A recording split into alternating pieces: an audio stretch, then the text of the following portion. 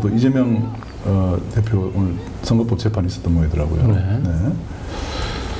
그래서 오늘 이제 이재명 대표 선거법 사실상 이제 변론은 이제 오늘 증인신문까지 했었죠. 네, 그래서 사실상 이제 오늘로 변론이 종결되고 26일 날은 이제 양형과 관련한 이제 증인신문이 있습니다.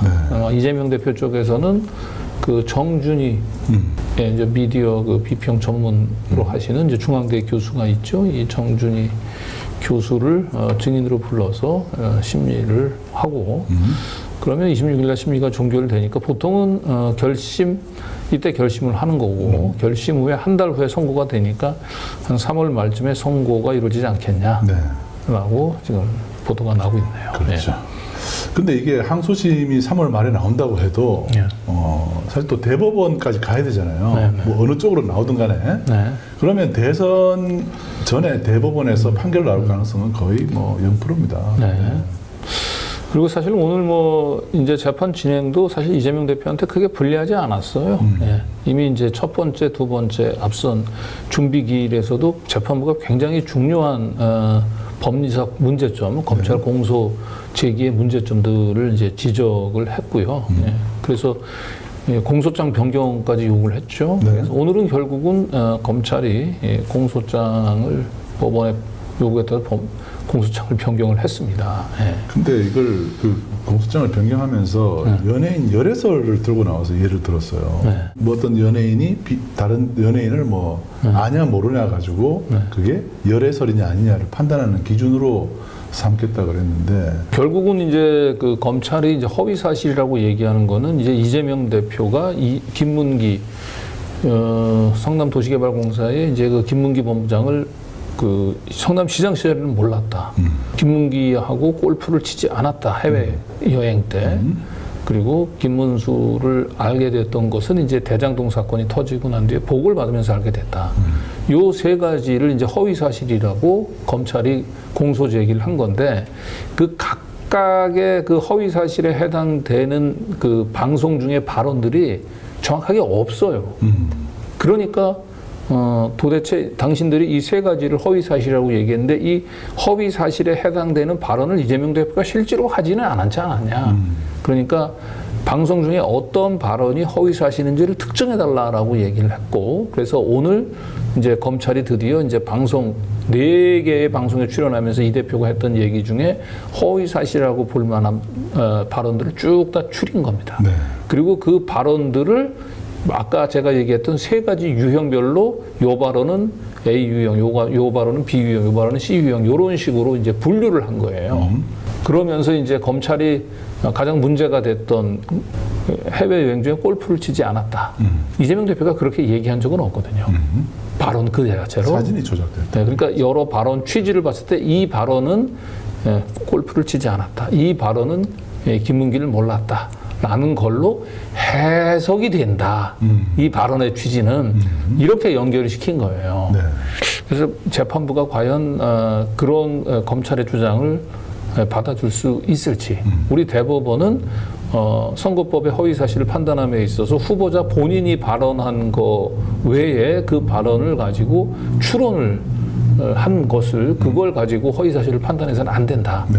이렇게 지금 얘기하고 있는데 여전히 검찰은 뭐 김문기를 이제 아느냐라고 얘기했을 때 이재명 대표가 김문기를 모른다고 얘기했던 것은 대장동의 몸통으로서 자기가 의혹을 받고 있는데 그 대장동과 관련해서 뭔가 업무 지시라든지 이런 것을 하지 않았다라고 하는 의미까지 담아서 얘기하는 것이다. 이렇게 이제 과잉 해석을 한 거죠. 네. 그래서 우리가 어떤 연예인이 이제 그 열애설에 휘말려 가지고 기자가 어떤 연예인을 아냐라고 물었는데 나 모른다 라고 얘기한 거는 단순히 그 사람을 모른다는 걸 넘어서 열애설 자체도 부인한 것처럼 이렇게 받아들여진다 뭐 이런 거죠. 그러니까 뭐 실제로 그 얘기는 타당하긴 한데 중요한 거는 우리 대법원 판례가 피고인의 발언은 그 자체로 허위사실 여부를 판단해야지 그 발언을 유추 해석해서 거기서 그걸 가지고 기준 허위사실 여부를 판단해서는 안 된다. 이렇게 보고 있는. 지난번에 그 선거법 이 재판장이 네. 바로 그 질문을 했잖아요. 네. 그렇게 얘기를 한 거냐 아니면은 검사가 그렇게 카테고라이즈 한 거냐 이렇게. 결국은 이제 그렇게 얘기는 안 한 거라고 인정을 한 거예요. 그래서 카테고라이즈는 한 거예요. 그러니까 어떤 발언들을 쭉 해놓고 이 발언은 김문기를 모른다는 발언, 이 발언은 해외에서 골프를 치지 않았다는 발언, 이렇게 연결 해석을 한 거잖아요. 네.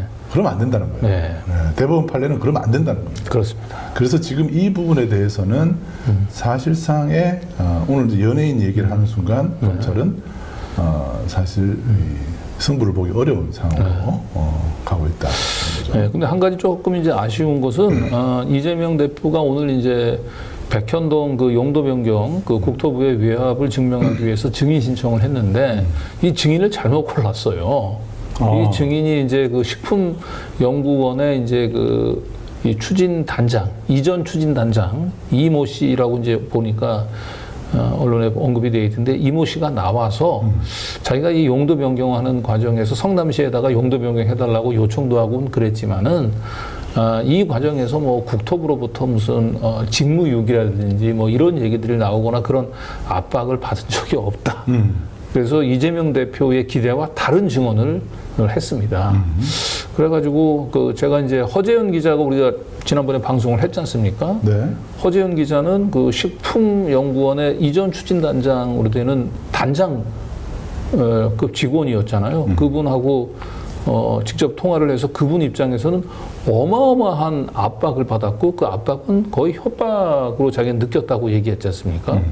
자기가 이걸 이전 추진을 안 하면은 인사평가에도 반영을 할 거고 새롭게 이사가는 이 공사의 그 건물 부지 면적도 줄이겠다고 얘기를 하고 이래서 그리고 경영평가 뭐 이런 얘기까지 해서 뭐 거의 육두문자를 쓰시면서 그분은 그놈들 막 이렇게 얘기하면서 좀 협박을 느꼈다고 얘기했는데 왜 그러지 왜 이렇게 차이가 있지라고 허재현 기자한테 물어봤더니 오늘 이재명 대표 쪽에서 그 신청했던 증인은 이명박 정부 때 추진 단장을 했었던 사람 같다는 거죠.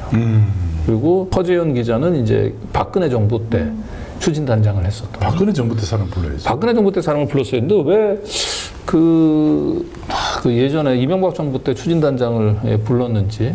이명박 정부 때는 아주 압박이 그렇게 심할 때는 아니거든요. 다만 이제 허재현 기자하고 해서 협박으로 느꼈다라고 얘기했던 분은 1심 때 사실은 증인으로 나왔었어요.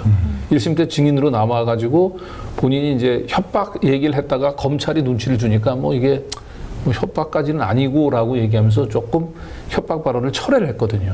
그러다 보니까 이제 이미 증인 신문에서 철회를 했기 때문에 그분을 다시 부른다라고 하는 것은 별로 기대할 게 없다라고 판단했던 것 같긴 합니다. 그런데 어쨌든 지금 이제 법정에서 나와서 지금 이제 비교적 검사들의 이제 압박이나 그런 외포심이 느껴지지 않은 가운데에서 저희 이제 허재현 기자하고 얘기해서 협박 사실을 이제 털어놨잖아요. 예. 그 인터뷰 내용들을 보게 되면 내용들이 굉장히 그 당시에 식품연구원이 느꼈었던 어마어마한 협박이라고 느낄 만큼의 압박 얘기를 굉장히 구체적으로 자세하게 얘기를 했어요. 네. 그래서 그 허재현 기자의 인터뷰를 참고 자료를 해도 이재명 대표의 변호인단이 좀 참고해서 꼭 재판부에 다시 제출해 주시면 좋을 것 같습니다. 네.